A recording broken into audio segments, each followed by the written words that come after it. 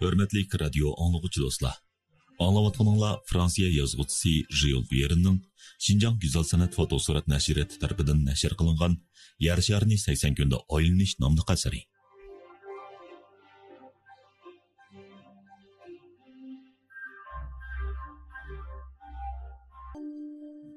Ular Kolbi bozoridan ozroq yemeklik setib oldi. Fernandsiz Kolimat apandim pilning bir tarafidagi lengirchoqda o'ltirdi. Velia Fogg apandim yana bir tarafida o'ltirdi. Master yepinchining ustiga joylashdi. Parislik pilning bo'ynidan o'rin oldi. Soat 9da pil bozordan ayrilib, yaqin yo'l bilan o'rmonlik ichiga qarab ravon bo'ldi. Musofirni qisqartish uchun yo'l boshlovchi o'rmonlik bilan menish taklifini berdi. Chunki temir yo'l Vindiya tog' tizmasidan o'tkazga yo'l uzrib ketgan edi. Parislik yo'l boshlovchi bu yerning o'ng'il-do'ng'illiklarini 5 qo'ldek bilatdi. U o'rmonlikni tuz kesib o'tganda 20 mil yo'lni qisqartqilib bo'ldi dedi. Ko'pchilikning hammasi uning deginiga qo'shildi. Velia Fogg bilan Fernandsiz Kolimat apandim lengirchoq ichiga cho'kib boshlarini chiqarishib o'tiradi. Yo'l boshlovchi pilni ishtikaydiganda pil ikki tarafga qattiq irg'onlaydi. Biroq bu ikkisi angliyaliklarga xos tamkinlik bilan toqat qilib o'tiradi. Paranglashmaydi. Faqat go'ida bir-biriga qarshib qo'yadi. Master pilning dumisiga minib olg'achqa lengirchoqda o'tirganlarga qaraganda texmi qattiq silkinadi. U xo'jayinining topilishi bo'yicha tilini tishlab olishdan qattiq ehtiyot qilib o'tiradi. Bo'lmasa tilini tishlab uzoladi. Bu sodiq yigit ba'zida silkinishdan pilning bo'yniga berib qolsa, ba'zida quyruq tarafiga ketib qoladi. Lekin mushundoq jaboliq safardami u yanala to'xtamay gap qilib, kulib, xo'shal-xo'ram ketayotdi. Go'ida safar xaltasidan bir parcha kamput chiqarib, Keoniga beradi. Keoni uzun xartum bilan kamputni elib yeydi. Ammo qadami ostilmaydi. 2 soat yo'l yurgandan keyin yo'l boshlovchi pilni to'xtatib 1 soat orom oldirdi. Pil yaqin atrofdagi sozliqdan qong'idek suv ichdi. Daraxt yopirmoqlari va shoxlarini yedi. Fernandsiz Kolimat apandim bu yerda to'xtaganlikdan rozi bo'ldi. Chunki u choy qilishdan elishib qog'ili tasli qoldi. Fogg apandimning ro'yi kayfiyati andili karvatdan turgandek noyitimi chog' edi. U rastla temirdan yasalgan odamkan, dedi general Fogg apandimni imo qilib. Sandalda so'qib yasalgan, dedi master tushlik yemekliklarini tayyorlagach. Tush mezgilda Parislik yo'lga chiqadiganligini bildirdi. Safar boshlanib uzoq o'tmayla ularning ko'z oldidagi ibtidoiy manzara paydo bo'ldi. Qo'yiq o'rmonlikqa tamarit mevelik daraxtlari va pakar vindimal palm daraxtzorliklari ulanib ketgan edi. Onun keynidan kang ketgan qoqas tuzlanlik ko'rindi. Bu yerni tikan chatqallab besib ketgan ekan. Hamma yerda yo'g'on seynetlar ko'zga tashlanadi. Bondilkal koroyiga qarashliq bu zamindan yo'lovchilar noyda ozmonatdi. Bu yerda bir qism asabiy aholi o'ltiraqlashgan bo'lib, ular Hindistonning eng qo'rqinchli odatlariga vakillik qiladi. Vindiya tog' tizmasidagi odam oyog'i tegmagan chat rayonlardan texmi eg'iz ochqili bo'lmaydi. Foglar bir necha qitim turqidan yovuzlik chiqib turadigan odamlar to'pining yugurib ketayotgan pilga qarshib turganligini, mushlarini pulanlatib vaqirayotganligini ko'rishdi.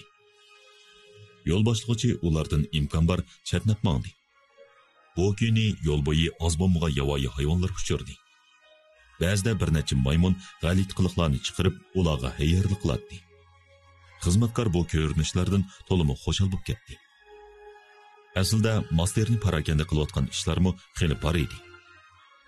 Mana endi Kalkutaga borgandan keyin Fogg apandimning bu pulni zodi qandoq bir taraf qilganligi uni oramsizlantirdi. Uni elib mangandi. Mumkin emas. Uni setib olgan pulga yana to'sh haqini qo'shganda odamni xonavayron qilib o'tdi. Uni setib o'tami yoki qo'yib berami? Bu qaltis maxluq rostlangan odamning omroqligini keltiradi. Navada Fogg apandim uni o'ziga sovg'at sifatida beribsa, bu uni noyati qiyin ahvolda qoldirdi. Bu bir qator ishlar to'xtamay masterning oromini buzatdi.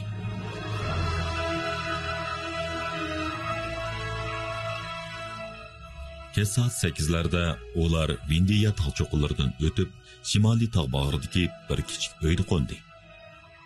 Bugun ular 25 mil yo'l musofini besib bo'lgan bo'lib, bu yerdan poyezd stansiyasigacha yana shunchalik orda qolgan edi. Kechining sovuqi ularni to'xtamay qiynaydi. Yo'l boshlovchi daraxtchoqlarni yig'ib kelib o't yoqdi. Bu do'ston muomildan ko'pchilikning hammasi rozi bo'lishdi.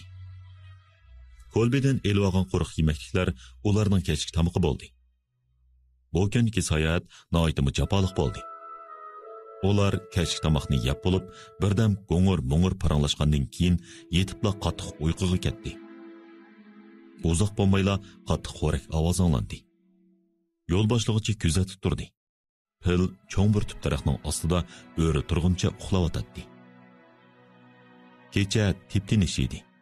Onda-sonda qoplon va yilpizlarning o'lishi, maymunlarning chaqirishi kecha jimjitligini buzib turadi. Biroq bu yovvoyi hayvonlar o'lab qo'yibla bo'ldi qiladi. Qilchilik yomonlik qilish niyati yo'q edi. Ferlansiz Kolimat apandim bayni uzun yo'l yurib charchab ketgan koni askardek meydarlabmi qo'ymay uxladi. Master pilning ustidan mollaq etib tush ko'rib, faqat xotirjam uxlayolmadi. Fok apandimga kelsak, u xuddi Sevir ko'chasidagi uyda uxlagandek ba'uzur uxlayotdi.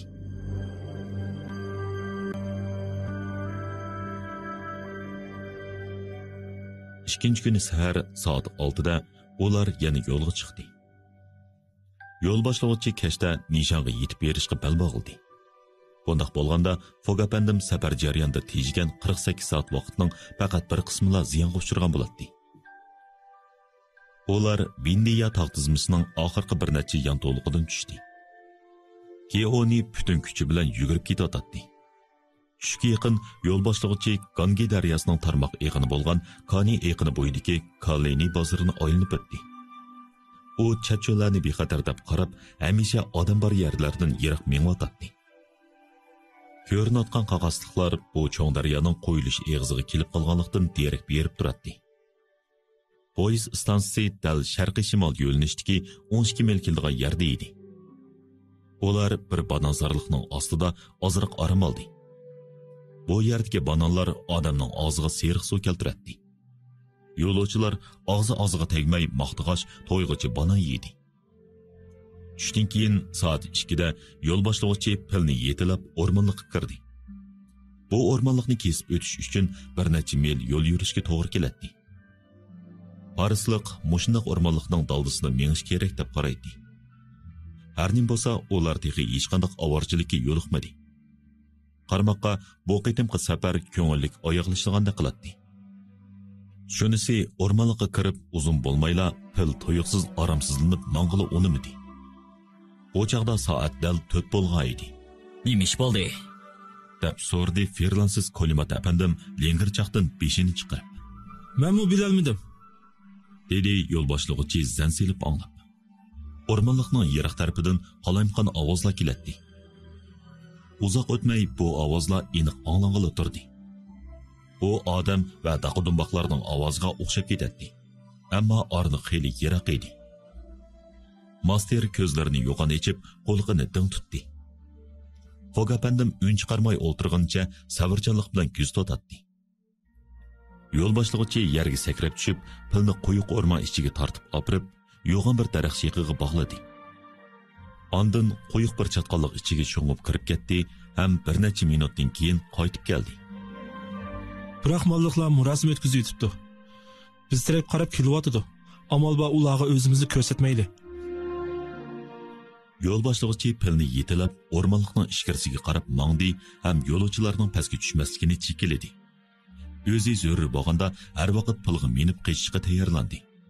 Biroq u murosim atritining o'tib ketadiganligiga, qo'yiq o'rmonning ularni tamoman qo'nib qolganligiga ishonadi. Eliqi ovozlar borgan sari yiqilishib, oxirida bir to'p kishi ko'rindi. Do'mboq ovozlarga qo'shilib, qo'pol naqshi ovozi yangraydi. Uzoq qolmay u atrat o'rmonlikqa kirdi. Foglar atratdan 50 qadamcha yerda bo'lib, daraxt shoxlari orasidan murosim atratidagi g'alati chiroylarni elg'a qig'ilib bo'ladi. Atratning oldida mong'ini beshiga ushti qalpoq kiygan. gullik kasaya orti olgan bo'lib, o'ng so'l oldi keyinda bir top ayol bolalar naqshi aytib, doqodumboq chelib, usul o'ynab, egiz past sakrishib ketotdi. Naqshi ovoz bilan domboq ovozlari tartiblik yuqurlab, yana tövallaydi. Topning keyinda bir qaltak harvi kelotdi. Harvining yeni va chaqning girvaklarga chirmishib ketgan zarlik yilonlarning shakli tushirilgan edi. Harviga abdi bashirsi yerginishlik bir haykal qo'yilgan bo'lib, chiroyli bezalgan to'tkala qo'shilgan edi. Bu haykalning to'tqili bor bo'lib, butun badani qiyniq qizil rangda bo'yalgan. Chashlar qalaymaqan, ko'zlaridan yovuzlik chiqib turadi. Haykalning tili pastga sangilgan. Qalpiki qizil bo'yalgan. Bo'yniga bir chambarak esilgan bo'lib, chambarakda bir bosh so'nki pulangishib turadi. Haykalning beliga o'loq balvoq bog'langan bo'lib, bu haykal boshsiz bir gigant maxluqning ustiga tiklab qo'yilgan edi. Ferlansiz apandim bu haykalni bilatdi. Bu ayol muakkal Karli. U muhabbat va o'lim muakkili. Nima? O'lim muakkili degan gapga fikrim yo'q. Biroq muhabbat muakkili degan gapga hargiz qo'shilmayman. Bu qanxo'r olmosning o'zgan-ku. Yo'l boshlovchi masterni ovoz chiqarmaslikka imo qildi. Bu haykalning to'rt atrofida yuzlarini olatog'il bo'yib olgan. Badanda yo'l-yo'l qo'rqinchli qon izlari bor bir to'p jallodlar uyan-bo'yan erg'anshib, g'alita sakrishib kelotdi. Ularning keyinda chiroyli rasi kiyishgan bir necha kishi bir ayolni so'rab akilyotdi. Bu ayol noydi yosh, terisi yevropaliklarnikidek oq bo'lib, uning beshi, bo'yni, quloqlariga yoqut uzunlar, halqa, o'zi qatorliq zinat buyumlari selingan edi. U oltin yipda ishlangan bag'irdoq taqilgan bo'lib, ustiga suzuk shoyi orta olgan edi. Yosh ayolning keyindan bir to'p qo'g'dovchi kelyotdi. Ular yonlariga qilich, mo'rlarga miltiq esib olgan bo'lib, bir taxtiravonni ko'tarib kelyotdi. Taxtiravanning ustida bir jasad qo'yilgan edi. Bu bir qiyirning jasadi bo'lib, uchsiga hayot vaqtidagi yerlik oqsoqollik kiyimi kiydirilgan. Beshiga marvoyit bekitilgan, belida yoqut bilan bezalgan balvoq. Balvoqqa endi yerlik oqsoqollarning simvoli bo'lgan sipli yasalgan qo'ral esilgan edi. Onun kendinden kelayotgani charlig'uvchilar va bir to'p asabiylashgan muhofizatchilar bo'lib, ularning talvillarcha varqirgan ovozlari qoida dumboqning ovozini besib tushadi. Fernandsiz kishilar to'piga qarg'incha jimjit turadi. Chiroydan bir xil ma'yuslik aks etadi. Ular o ayolni o'ldirmoqchimi? deb so'rdi u yo'l boshlovchidan. Yo'l boshlovchi jazmlashtirib, beshini langshitdi ham barmoqini leviga qo'yib, ovoz chiqarmaslikka ishorat qildi. Uzun atrat asta-asta o'rmonning ichkarisiga qarab so'zilib g'oyib bo'ldi. Naqsh ovozlarimi jimiqdi. Qiya-chiya vaqirgan ovoz yiroqdan bir necha qitim yangrab jimib qoldi.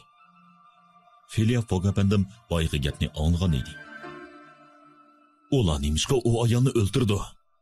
deb so'rdi Fogapandim atrat ketgandan keyin olmon-talmon. Fogapandim, ular o'zi xohlagan odamni mushunda qildi. At tong sarda boyqa ayol o'ldirildi. Ular bu ayolni nega gapirdi? Bu yerdan 2 mil yiroqlikka pilochi qurilgan purdi. U yerda kechini o'tkazib, at qatl qilindi. Jazolash qachon boshlandi? Ata tong yo'rishi boshlandi. Yo'l boshlovchi gapini tugitib, pulni yetilab yo'lga chiqishga taraddudlandi. U amdila isqirtib yo'lga chiqmoqchi bo'lib turganda, Fogapandim uni to'sib oldi. U Ferlansiz Kolimat apandimga qarab mondiq dedi. Biz bu ayolni qutqizib olsak qanday? O ayolni qutqizib olamdik Fogapandim. deb vaqirdi general. Mening uni qutqizib olishimga yana 12 soat vaqtim bor. Hay, siz haqiqatan yaxshi niyatli kishkansiz-jumi? dedi Ferlansiz Kolimat apandim. Ba'zida, dedi Felia Fogapandim oddiylik qilib. Vaqtim bachaqladi. Bu haqiqatan yuraklik bilan qilingan mushkulot ko'p, hatto mumkin bo'lmaydigan plan. Fogapandim o'z hayotini, shundoqla o'z erkinligini olqiniga elib qo'yib, tavakkul qilish kerak. Mana amdi u o'z safarining mag'lub bo'lish yoki nusrat qozonishidan iborat zo'r badal oldida tavakkul qilmoqchi bo'ladi. U bu ishdan qilchimi ishkinib qolmadi. Uningdan boshqa u Fernandsiz Kolimat apandimning qat'iy irodalik, bir ishdan yanmaydigan odam ekanligini his qilib ulgurgan edi. Masterga kelsak, u allaqachon tayyorlanib, buyruqqa qarashliq bo'lib qoldi. Xo'jayinning qarori uni qattiq hayajon solgan edi. U Fog apandimning muzdek sovuq vujudida gupildab so'qib turgan oltindek esil bir yurakning yushirilganligini his qildi. Endi masala yo'l boshlig'ichida qoldi. U bu ishga qanday pozitsiyada bo'ldi? U yerlik odamlar tarafda turamdi yo'q. Uning yordamiga erishmagan taqdirdami, hech bo'lmaganda uning betaraf maydonda turishini qo'lga keltirish kerak. Fernandsiz Kolimat apandim bu masalani yo'l boshlovchining oldida o'dinli aytdi. Komandir, men Parislik kishi. U ayolmi Parislik. Siz nima ish bo'lsa menga topshiring. Bak yaxshi bo'ldi. Biroq shuni bilishinglar kerak. Bu ishda hayotimiz xatarga duch kelib qolmay, tutilib qolsak ichinishli jazoga tortilamiz. Shunga yaxshi o'ylaninglar. Men bilaman. Meningcha biz qorong'u tushganda harakat qilaylik. Meningcha shundoq. Dedi Parislik. Oq ko'ngil bu yo'l boshlovchi ziyonkashlikka uchragan ayol to'g'riliq bir qism ishlarni so'zlab berdi.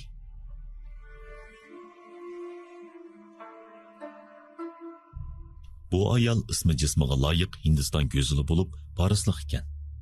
U Bombaydagi bir boy savdogarning e'tiborli qizi bo'lib, Bombayda Angliyacha tarbiya ko'rgan. Uning taqturqi ham madaniyat saposi yevropalik ayollarga o'xshaydi ekan. Ismi Aoda ekan. Aoda bir yetim qiz bo'lib, Bondelkatning qiyri to'risiga majburiy yattiq qilingan ekan. To'y bo'lib 3 oy o'tgandan keyin to'l ayol bo'lib qopdi. U o'zining o'ldirilganligini bilib qochgan bo'lsa-mu, baxtga qarshi tutilib qopdi. Yo'l boshlovchining bayonlari Fog apandimning bu ayolni qutqizish irodasini yanada chingitdi.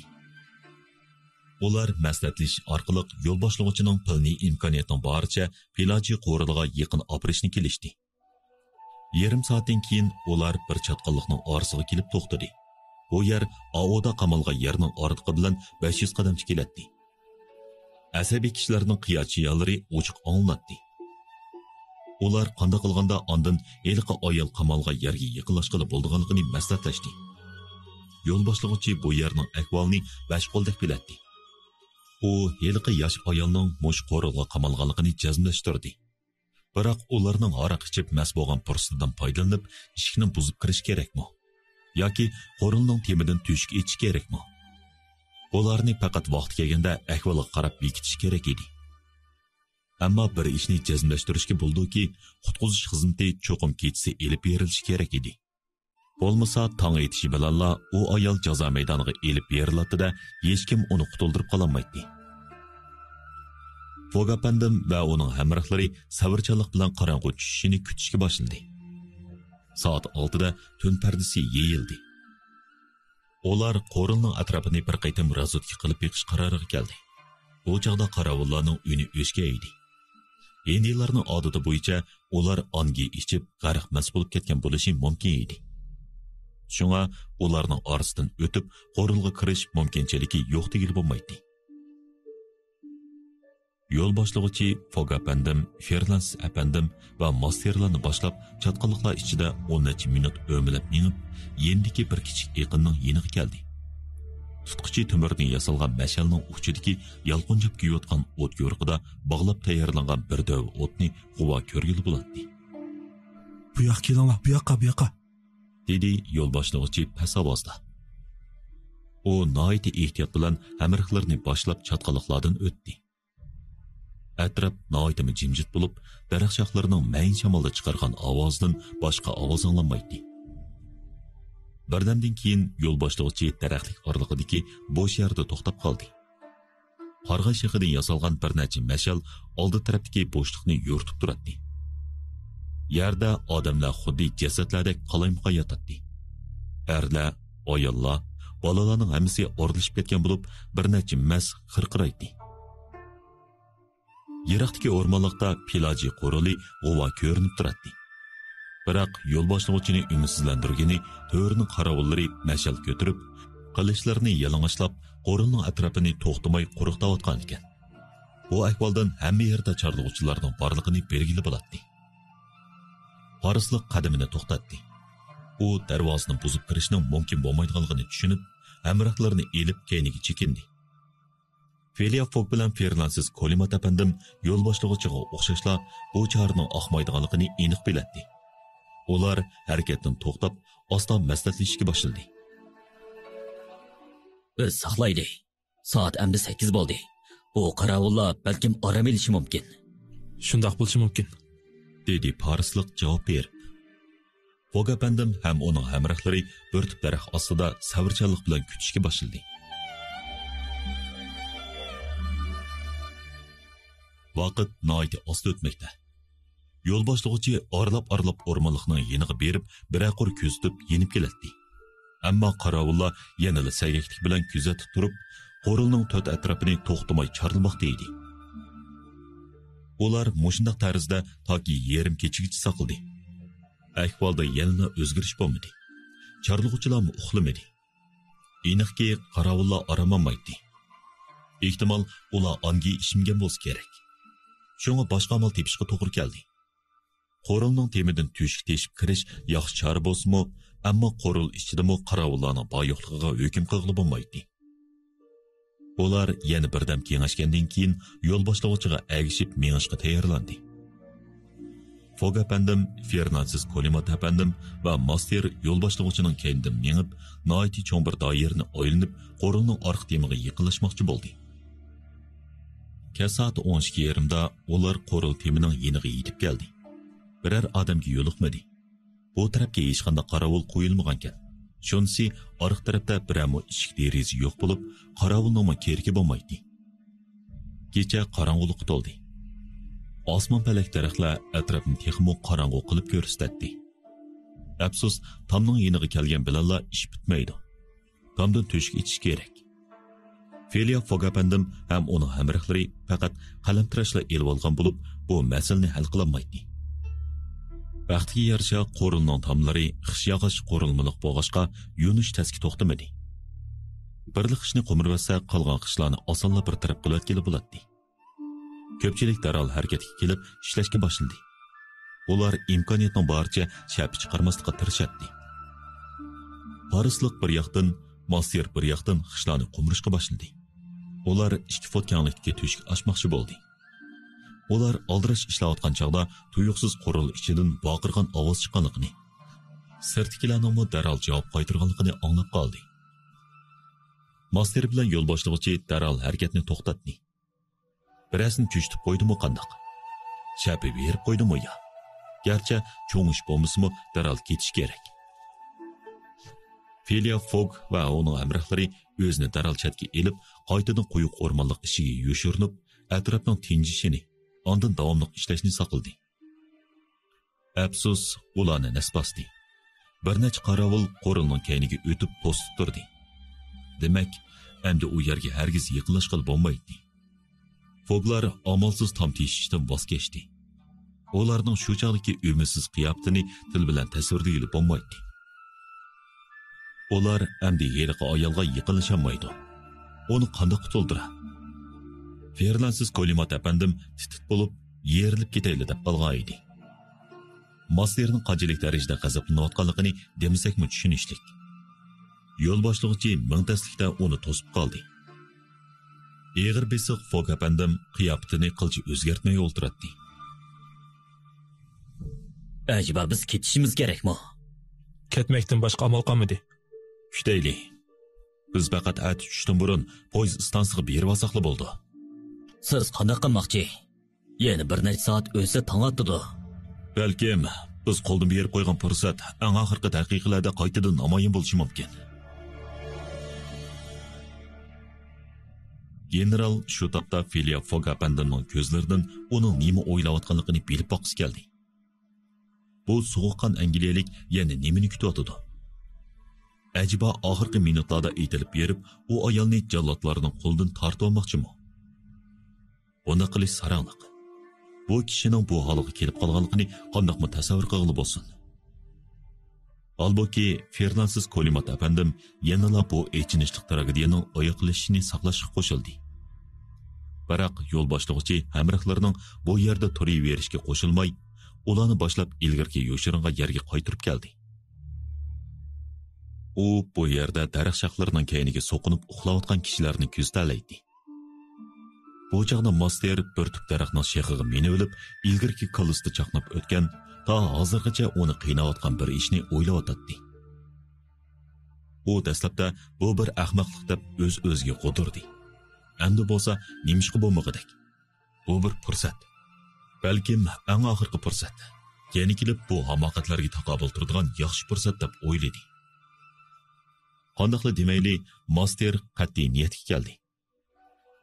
U yilonga o'xshash chaqalliq bilan yer yuziga tegib qolay degan daraxt shexidan siyrilib pastga tushdi.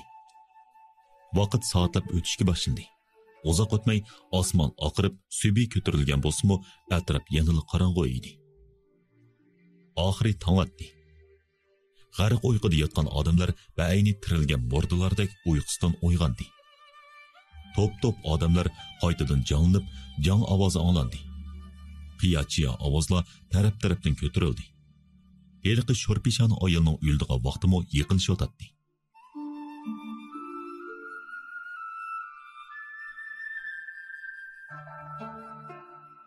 Qo'rinning ishki echilib, kuchli o't yo'riqi eshikdan etilib chiqdi. Fok apandim bilan Ferlans apandim mash'al yo'riqida bechora ayolni ikki jallodning tortib chiqayotganligini g'uva ko'rdi.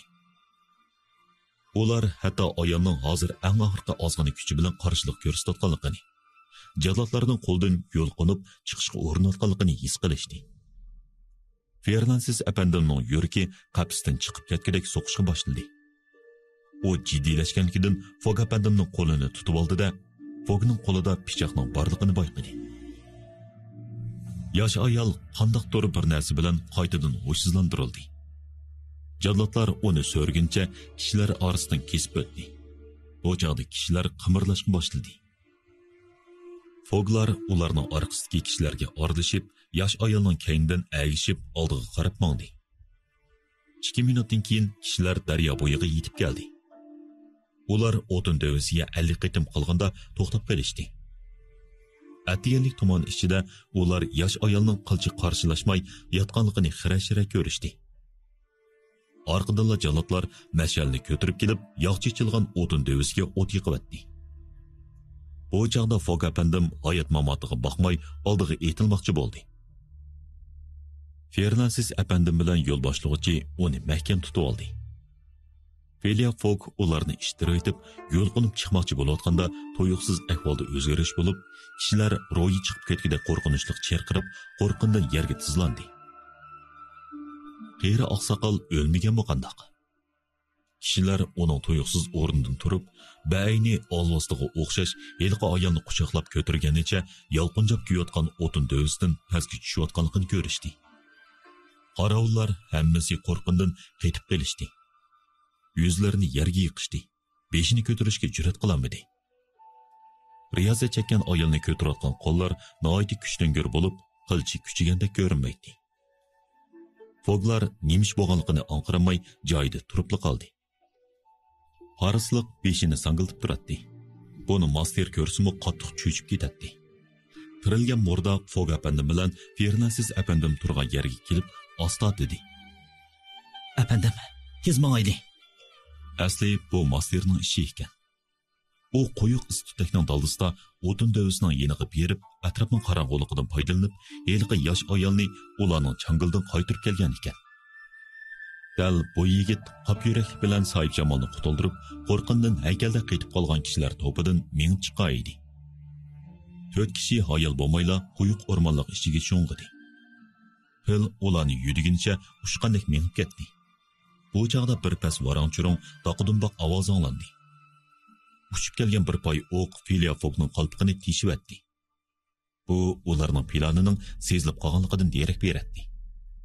Rost degandek oqsoqolning jasadi yanada joyida yotadi. Boyi qo'rqib jini chiqayli deb qolgan jallodlar esini tepib, yosh ayolni boshqalarning elib qochganligini bilishdi. Jallodlar o'rmonlik ishiga etilib kirishdi. Qarovullarmi keyindan aygashgunicha bir tarafdan qo'g'lig'ach, bir tarafdan o'q uzishga boshladi. Shunisi qutquzuvchilar ushqandek manglashqa ko'zni yumib ochqicha o'qiyalar ularga yetinmay qoldi.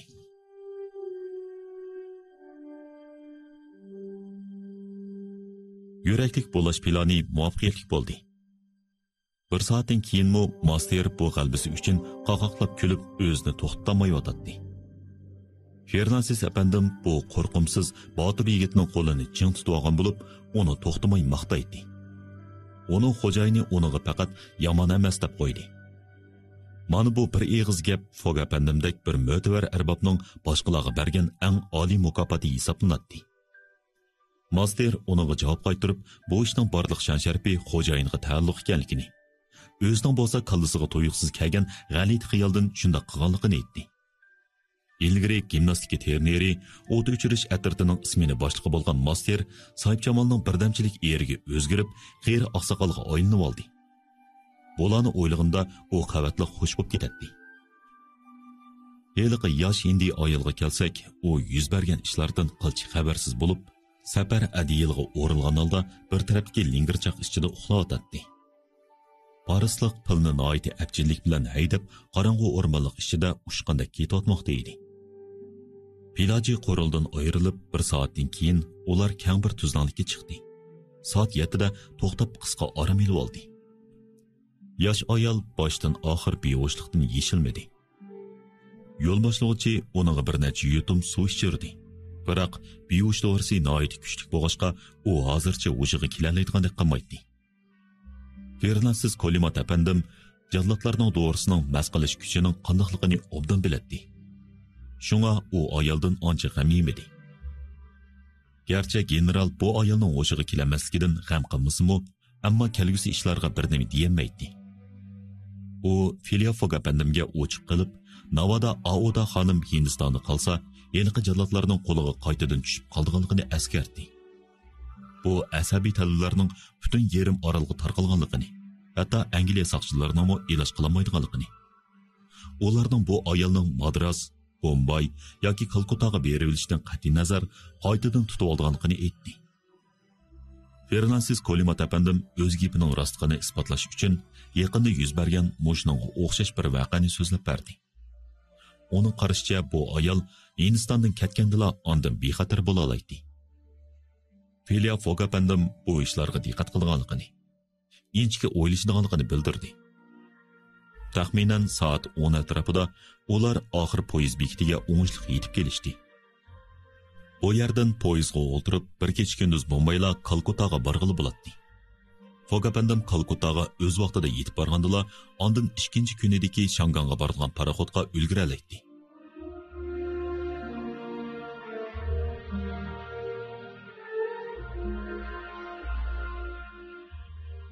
Fog apandim Aodani ko'tirib, poyezd vokzaldagi bir uyga o'rinlashtirdi.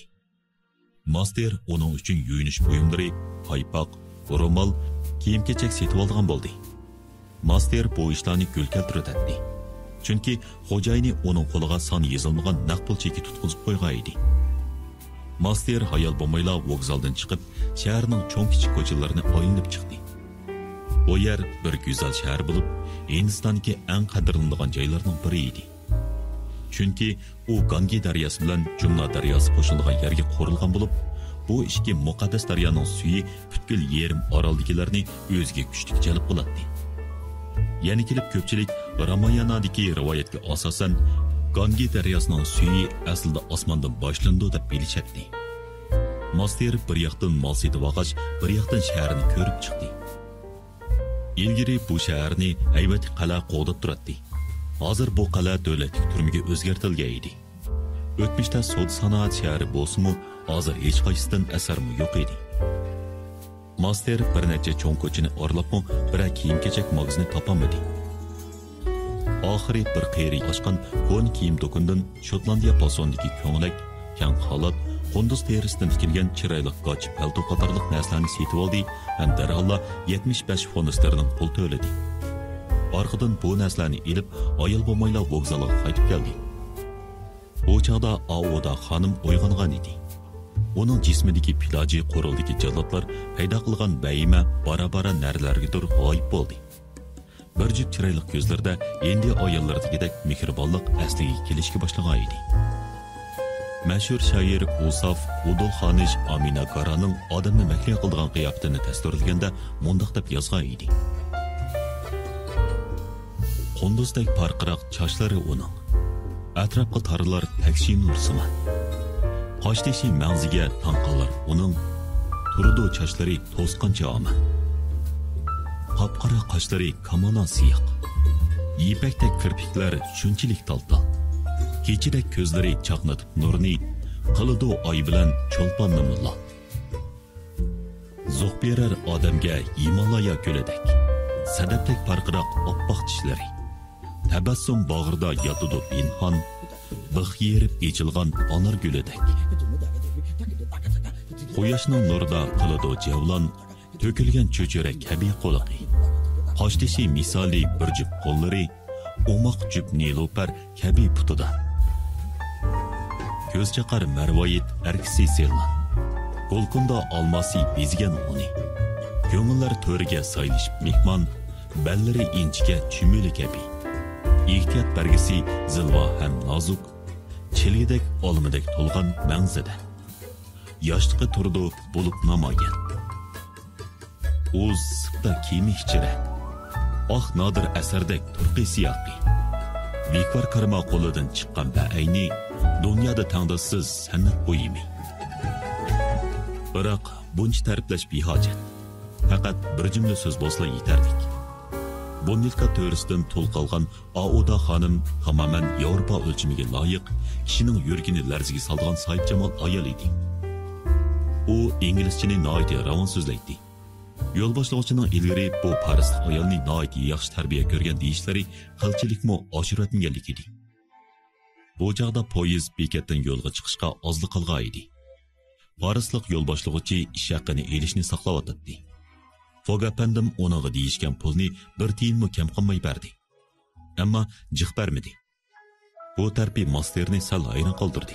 Chunki u yo'l boshlovchining noyati sodiq, ishonchli kishi ekanligini, o'zlarining uning nurg'un odamgarchilik qarziga mubtalo ekanligini obdan biladi. Parislik piloji qo'rildagi ishda hatto o'z hayotiga tavakkul qilishga rozi bo'lgan. Uningdan boshqa Keonining ishi turibdi. Shuncha ko'p pul xashlab setib olgan pulni zodi qandoq bir taraf qilish kerak. Biroq Felia Foga pandimning o'ylab qo'ygani bor edi. Parislik, siz noyati yaxshi qildingiz. Siz ishonchli, sodiq kishi ekansiz. Sizning ish haqingizni men to'lab tugatdim. Ammo sizning samimiy sadoqatingizni hech to'lab bo'lmadim. Bu pulga erishishni xohlamsiz. U endi sizga tava. Yo'l boshlovchining ko'zlari poqirib ketdi. Efendim, bu menga berilgan zo'r boylik. Qabul qiling yo'l boshlovchi. Buninglik bilan sizga bo'lgan qarzim tugamaydi. Bak yaxshi bo'ldi. Qabul qiling do'stim. Keoni sodiq ham botir jonivor. Dedi master yuqori ovozda. Master so'zligach pulga qarab mandi. Ondan uning bir necha parcha tatliq berdi. Ha, yegin. Keoni, jiqraq yegin, ha? Pil rozimanlik bilan nachini ushqirtib qo'yib, uzun xartomi bilan masterning beldan yo'gab, beshi bilan tang egizlikka ko'tirdi. Master qilchimi qo'rqmay pilni erkiltib qo'ydi. Pil uni yerga yeni qo'ydi. Master pilning xartomini tutib, uninga bo'lgan minnatdorligini bildirdi. Birdamdan keyin Felia Fog, Ferlansiz Kolimat apandim va Master bir ozod vagonga joylashdi. Auda xonim eng yaxshi o'ringa o'ltirdi. Poyezd tezlik bilan Benalis tarafga yurib ketdi.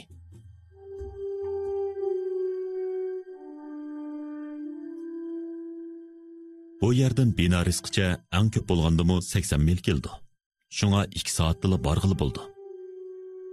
Bu belak safar jarayonida Auda xonim to'liq asliga kelib, Anyening kuchidan tamoman qutulgan edi.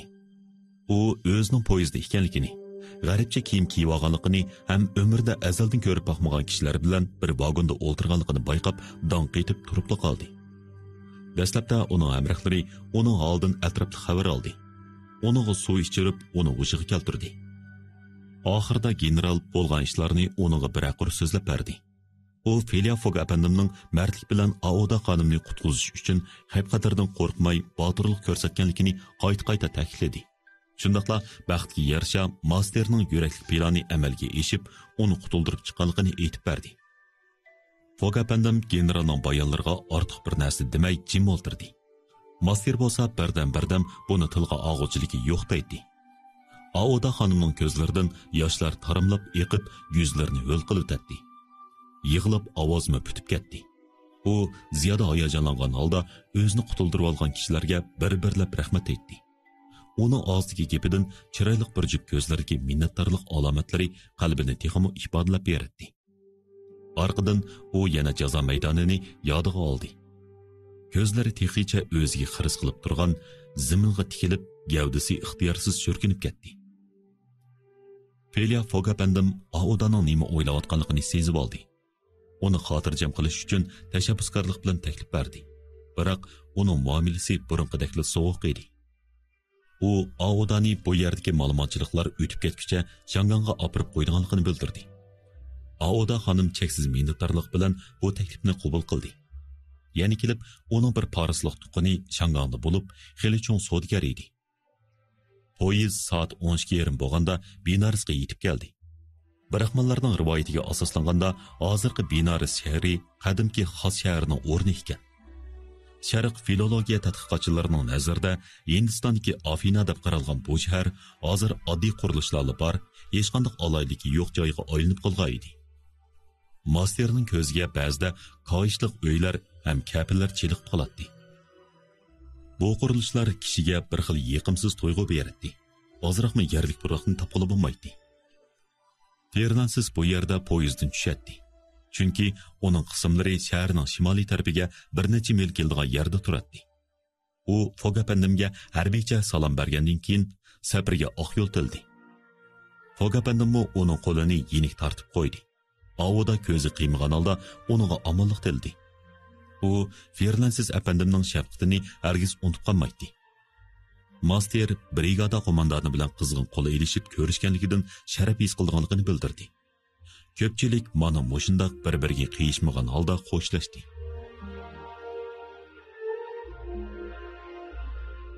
Poyez Binarisdan yo'lga chiqib, uzoq o'tmay Gangi daryosi jilg'isini bo'ylab yurib ketdi. Havo noyda ochiq bo'lib, derizdan Bihorning turli tuman manzarasini tomosha qilib bo'ladi. Yap-yeshil tog'lar, bo'liq o'sgan arpa bug'doy va shalay tizlari, sus yeshil rangdagi timsohlar makonlashgan daryo sizliqlar, rat-rat yezi qishloqlar, to'rt fasl yashirib turadigan o'rmonliqlar odamni chalib qiladi. Bir necha pil va yakil-o'kiliq to'ga daryo suyida yuyunatadi. Gerçi əmdələ küz kelib, hava xeyli soğuğan bolsunmu, top-top qızı oğullar Gangi daryosi bo'yida sayr qilishadi. Barliq manzara yo'lovchilarning ko'z oldidan chaqmoqdek o'tmoqda. Qoida bo'la quyuq istutaklarning ichida qilib, hech nimani farqlantirgili bo'lmaydi. Yo'l bo'yi yo'lovchilar Benaris shahrining sharqiy janub tarafiga 20 mil kelgan tarixdagi Bihor xonligining qo'roli bo'lgan Chopini qalasini, G'azipur va bu shahardagi bir qism atir ishlab chiqarilgan cho'ng zavodlarni g'uva ko'rdi. Monger shahri temir tavlash, temir buyumlarni yasash bilan dong chiqargan bo'lib, Angliya, Manchester yoki Birmingham shaharlariga noyda o'xshab ketadi. Egiz to'rqinlarning uchidan chiqqan qop-qora iz butkul birahma ma'budiga tava osmonni qoplagan edi. Istutaklar bu suratdagi go'zal mamlakatning manzarasini tamoman xunuklaştirib o'tgan edi. Bugün tushishga boshladi. Poyez davomli olg'a qarab ketmoqda. Yo'lvoz, eyiq, bo'ra qatorliq yovvoyi hayvonlar o'rkirgunicha parovoz oldida taraf-tarafga qochadi. Yo'lovchilar Bengalning chiroyli manzarasini ham Golkonda bilan Govur xarobliklarini, Hindistonning ilgirki poytaxti Mushtabod shahri, Bordovon, Ogli shaharlari, Fransiyaning Hindistondagi muhim o'rni Chandernagor qatorliqlarini ko'rishga muyassar bo'lamadi. Poyez atiyan soat 7da Kalkuttaga yetib keldi. Shanganga boradigan paraxod 3 soat 12da yo'lga chiqadi. Shunga Fogapandimning yana 5 soat orsalda vaqti bor edi. Fogapandimning safar kun tartibiga asoslanganda u Londondan ayrilib 23-kuni Hindistonning Kalkutta shahriga yetib kelishi kerak edi. Hozir baldirmo ham keyinmi emas, dal vaqtida yetib kelgan edi. Londondan Bombaygacha bo'lgan oraliqda tejab qolgan 2 kunlik vaqt bizga ma'lum bo'lgandek, endi yerim oralni kesib o'tish jarayonida xo'rab tugadi. Ammo shuniga ishonamizki, Fogapandim buningdan qilchilikmi afsuslanmaydi.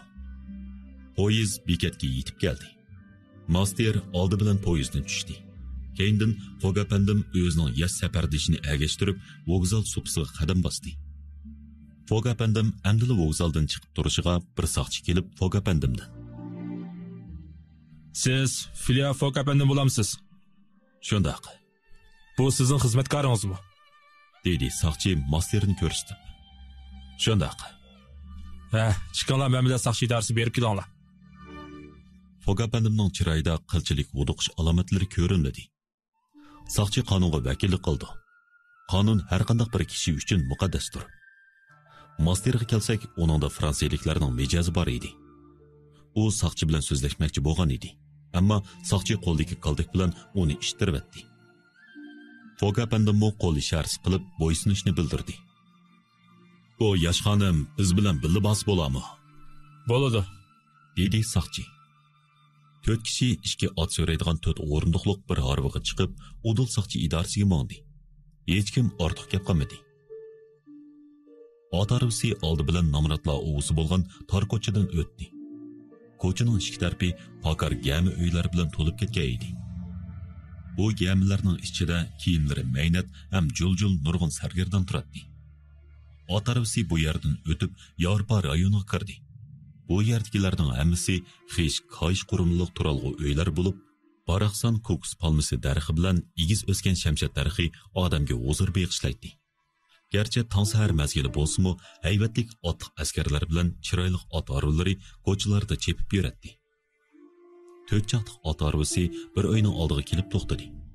Bu uyning sirtqi ko'rinishi qarmoqqa noyta oddiydek bo'lsa-mu, ammo shaxsiy turalg'uga o'xshamaydi. Soqchi mahbuslarni harbidan tushishga buyurdi, ham ularni temir derizlik bir uyga qamab qo'ydi. Soat 8:30da Saudiya obatiyasini so'roq qildi, dedi soqchi ularga. Ondan eshikni solab ketib qoldi. Chatoq bo'ldi, biz solinib qoldik, dedi master o'zini o'rindiqqa tashlab. Efendim. Dedi Auda xonim Daral Fog apandimga. Gerçi u o'zini imkon bar tamkin tutmoqchi bo'lsa-mu, ovozdan noyti jiddiylashyotganligi chiqib turadi. Endi men bilan qaringiz bo'lmasin. Ularning sizni tutishi cho'qim mansablik bo'lgan. Meni qutuldirganligingiz bilan munosabatlik. Bu ish bo'lishi notayin. Ular odam qutuldirish ishi bilan bizni tutmoqchimi? Bu hargiz mumkin emas. U jallodlar qandoqmi bu yerga kelib arz qila oladi. Cho'qim uqishmaslik bo'lib qoldi.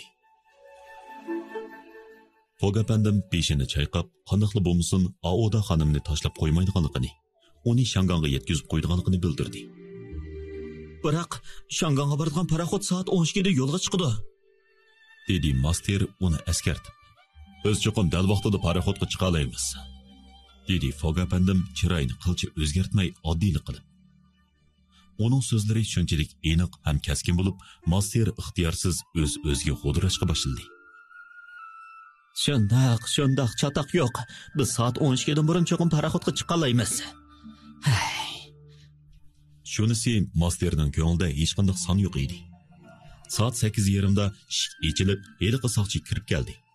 U Fog apandim bilan xizmatkorni boshlab yonki zalga keldi. Bu bir sotxona bo'lib, sirtda anglaydiganlarning o'rnida nurg'un Yevropalik va yerlik kishilar o'tiradi. Fog apandim, master va Auda xonim Saudiya bilan xotirlig'ichi amallarning o'doldiki uzun o'rniga kelib o'tirdi. Saudiya obatiya bir putukchini agashtirib sotga chiqdi. U semiz kishi bo'lib, semizligidan to'pqa o'xshab qolgan edi. U qo'ziqqa elib qo'yilgan yolg'on chashni elib, apchilik bilan beshiga kiygandan keyin jakorladi. "Birinchi diloni boshlaylik." Ammo u semiz beshini silab yiqib dedi. "Hay, bu yolg'on chash mening emas-ku." "Shundoq obati apandim, u meniki", dedi putukchi. "Hay, qadrlik Oysterpov apandim, bir Saudiya putukchining yolg'on chashini kiyib olsa, diloni yaxshi bejira olamdi." Shuning bilan ular yolg'onchashlarni almashtirishdi. Ular yolg'onchash almashtirayotgan chaqda master put ko'ygan to'xodek jim turolmay qoldi. Tamg'a esilgan soat istarligisi uningga bayni yugurik yo'q otdek to'yilib ketdi. Sotchi qaytadan jakarladi. "Birinchi diloni boshlaylik." Putikchi Oysterpov yo'qlama qilishga boshladi. "Filiafok, "Men bu yerda." master", "Bah", dedi master javoban. "Amsa davomlashtiraylik. Javobgar diqqat. 2 kundan buyon biz Bombaydan kelgan poyezdagi yo'lovchilar ichidan sizlarni izladik. Ammo ular nimaga asosan bizni arz qildi? dedi Master taqat qilmay baqirib. Hozirni bilib qolasan. Sochi janoblari, men Angliya fuqarosi. Shunga mening huquqim. Birasi sizga adabsizlik qildimi? So'rdi Obatiya apandim. Yo'q. Undaqda yaxshi. Da'vogarlarni elib kiringlar. Bir kichik eshik ochilib, 3 qorovul bir soqchiga agishib kirib keldi. Ha, asli mushishmidi. Bu ovudani kuydirmoqchi bo'lgan yilqi ablaqlakan-ku. dedi Master past ovozda. 3 qorovul Sodiyaga qarab turadi. Putikchi yuqori ovoz bilan arznomani o'qishga boshladi. Aybnomada Fog apandim bilan xizmatkorining Birahmon qo'rolni maynat qilayotganligi aytilgan edi. Aniq oldingizmi? deb so'rdi Sochi Fog apandimdan. Aniq bo'ldi Sodiya janoblari, dedi Fog apandim soatiga qarab qo'ygandan keyin. Men iqror. Nima? Siz iqror qildingizmi? Shundoq, biroq men bu 3 da'vogarning piloji qo'roldagi ishni iqror qilishini umid qilaman. 3 qorovul bir-biriga qarashib, hong-tong bo'lishganicha turib qoldi. Ular javobgarning nima deyotganligini hozirgina tushunmagan edi.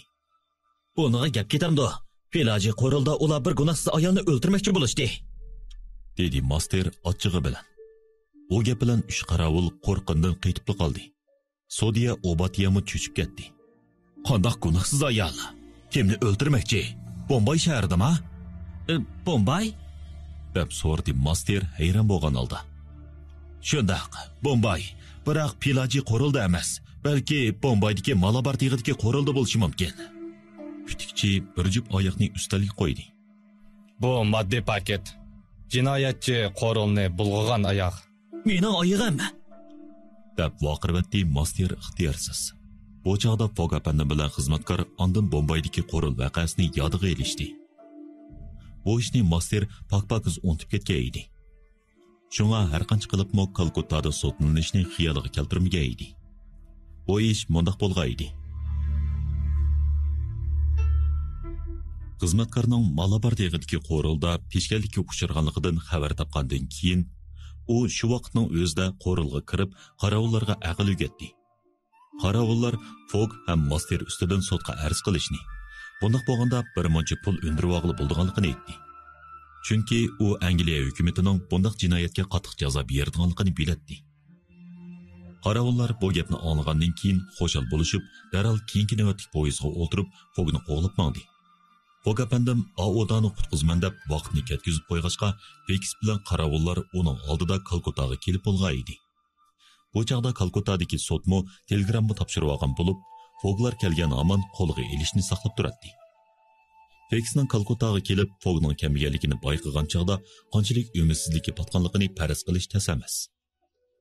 U bu o'g'ri cho'qim temir yo'ldagi bir bekatda tushib olib, Hindistonning shimolidagi bir yerda yo'shirni oldi deb o'ylab, oramsizlik ichida bekatda to'p-to'g'ri 24 soat saqildi. Bugun atdigan u Fog apandimning qayerdan topganligini belgili bo'lmaydigan bir yosh ayolga amriq bo'lib, poyezddan tushayotganligini ko'rib, xo'shalligidan og'zi quliqiga yetdi, ham darhol bir soqchini chaqirtib, ularni tutqizdi. Mana bular dal Fog apandim, Master va Bondelkat oqsoqildan tul qolgan ayolni Sodiya Obatiyaning huzuriga boshlab kelgan butkul jarayon. Navoda Master butun zehnini yig'ib sotga berilgan bo'lsa, balkim pastki anglag'uchilar qatorida bo'longda o'ltirgan Feksni ko'rgan bo'ladi. Feksning sotning jarayoniga qanchalik zehn qo'yib diqqat qilganligini faraz qilmoq tas emas.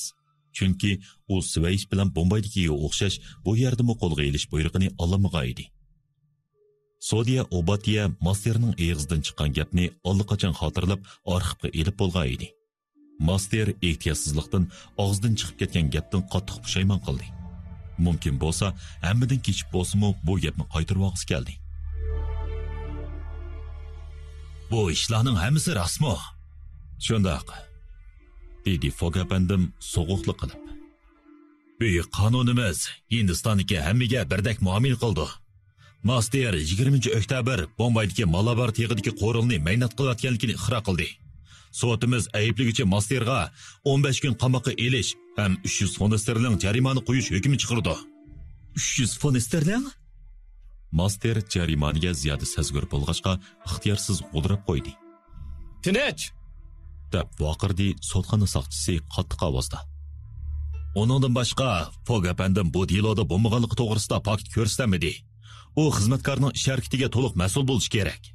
Shunga onunga 8 kunlik qamoqqa elish jazosi berildi, ham 150 fond sterling jarimani qo'yildi. Putukchi, delo qarab chiqing, dedi Sodiya Obatiya. Bu hukmdan eng xush bo'lgani Fix bo'ldi. 8 kun vaqtda u cho'qim Londondan kelgan tutish buyrug'ini topshirib oldi. Shundoq bo'lganda Fog apandimni qo'lga olalaydi. Master hang-tang bo'lib turib qoldi. Bu hukmnoma Fogni talto'kis vayron qilib o'talaydi. Navoda xo'jayin 20 ming fond sterlinglik pul tikkan qimarda yengilsa, butunlay Masterning kapsizlik qilib, eliqi bola takkur qo'rilg'i borganligidan kelib chiqqan bo'ladi. Fog apandim hukmnomani anglab bo'lgandan keyin bayni buning o'zi bilan qilcha aloqasi yo'qdek o'ntinsiz o'rnidan turdi. Hatto beshini qimirlatib qo'ymadi. "Men kepelik qo'yib berish puli topshiraman", dedi u sotchiga. "Bu sizning huquqingiz", dedi sotchi. Fix beshiga bir chelak sovuq suv quyilgandek andikib ketdi. Ammo uning ko'ngli tezla amin topdi. Chunki u sotchining tuvanki bayonlarini anglagan edi. Felia Fog va uning chatalik xizmatkorini ko'zda tutib, kepelik qo'yib berish puli har bir odamga 1000 fond sterling qilib bekitildi.